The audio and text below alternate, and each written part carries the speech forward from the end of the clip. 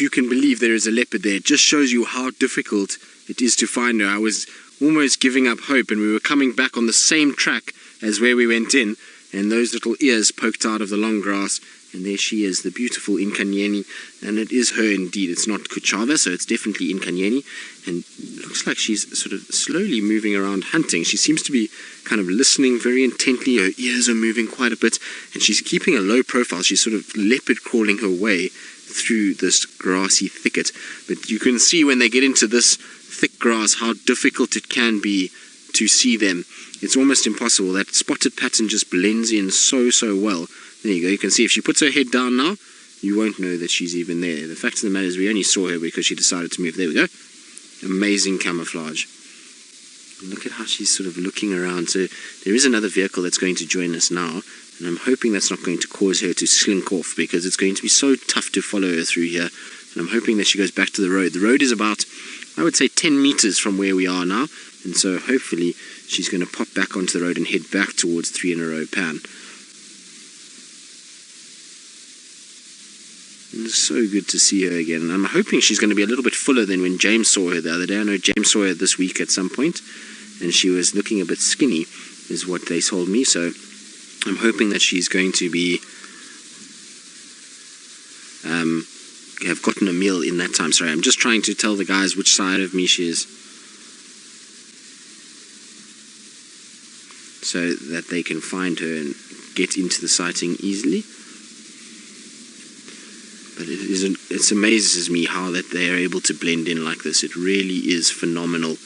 And you can imagine how effective a hunter she must be in grass like this. Any impala that moves in this area is going to have a really tough time of it, because she's going to be able to strike in grass like this without them even knowing. There we go. It's disappearing as we speak. It looks like she might be going back towards the road, which will only be good for us. If she decides to go back to the road, then we at least will be able to see her a lot better than what we see now, because that there is camouflage at its very best.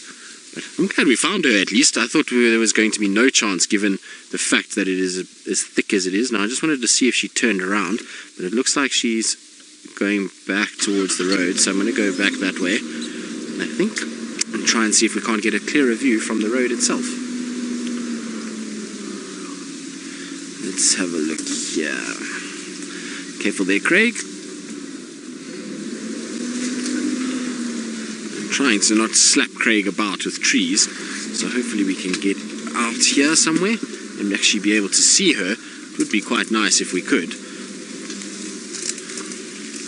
It seems like she is moving again, so I'm going to try and just catch up on that side. Whew, it's thick in there. Feels like the leopards are dragging us through hell at the moment. We had Tingana the other night, and that was quite something to follow him through that thicket. So hopefully now we'll be able to get our way through this a little bit easier.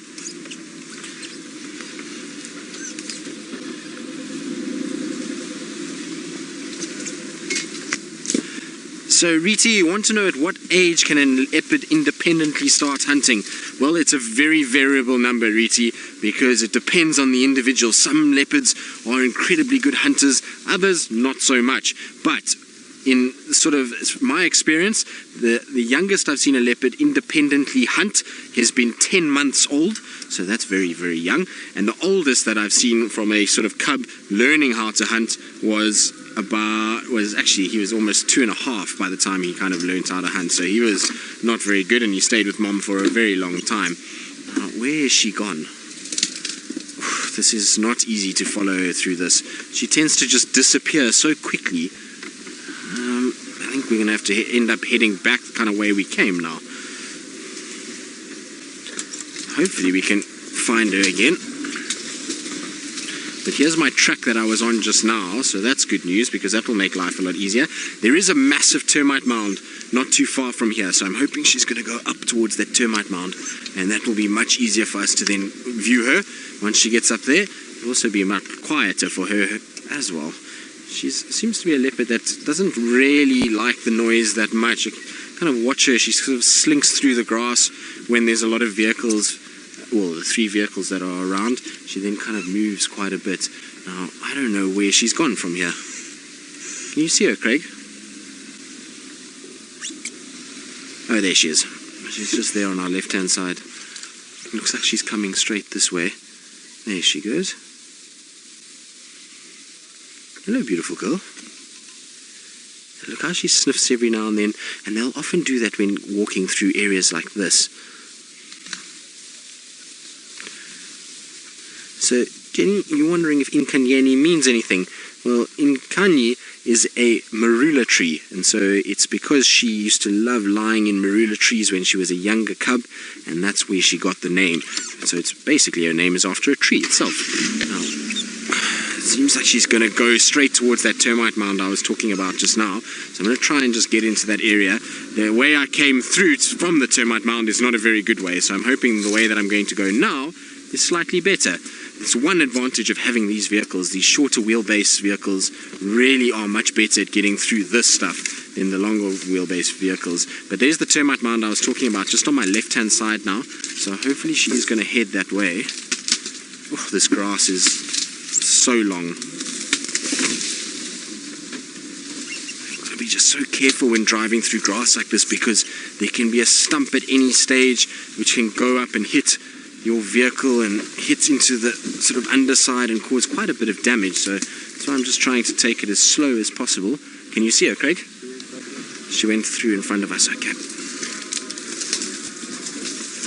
There she is. Where have you gone now? She's just in front of us, but it amazes me, her camouflage. There she goes. I can just see her slinking away through the bush there. It's almost impossible to see these spots as they go. Now, hopefully she's going to go the way that she's going now, because it's heading towards a road where we'll be able to then see her a little bit better. Sorry, Rusty. I apologize, I know. This is not ideal treatment of you, I'm sorry. Right, let's see. Okay, girl. I know, where you're going is going to be quite nice, so let's just try and see if we can't get around.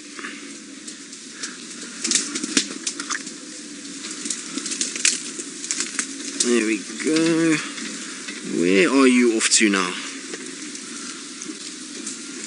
I'm going to stop here, Craig, because that should be at least some sort of a visual, because it seems like we're just chasing grass and trees.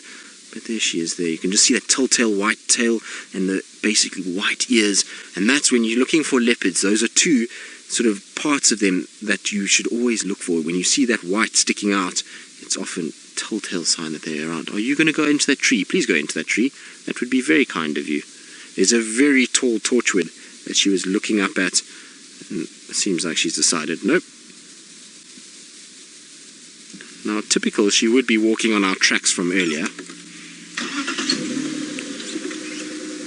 So, Debbie, you want to know how many surviving cubs Inkanyeni has? Whew, I'm actually not 100% sure about this.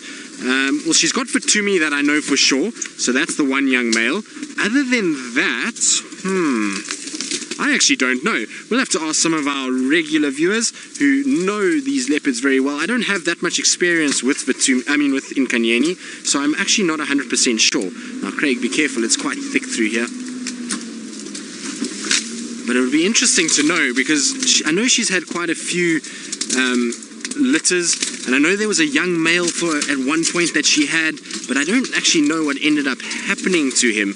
I think he ended up distributing away from this area.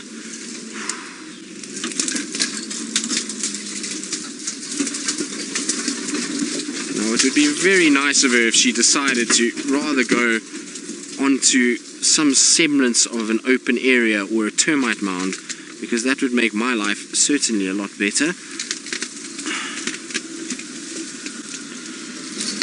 Now, she was heading in this direction, but I don't know where she's gone from here now. So other than that, I actually don't know of any others, to be honest. I'm not sure if she's had any others that have survived. So if anybody can help us, #SafariLive, and maybe you know how many litters she's had. and whether or not any are surviving. I don't know of any females, so she was right here.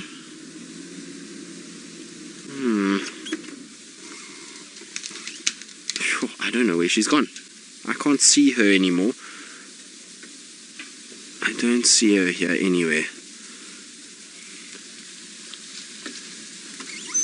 Right. Well, we try and see if we can't find her again in this sort of block from hell. Let's see if we go across to James and see if he knows where he's going and whether he's found anything while we struggle our way through it.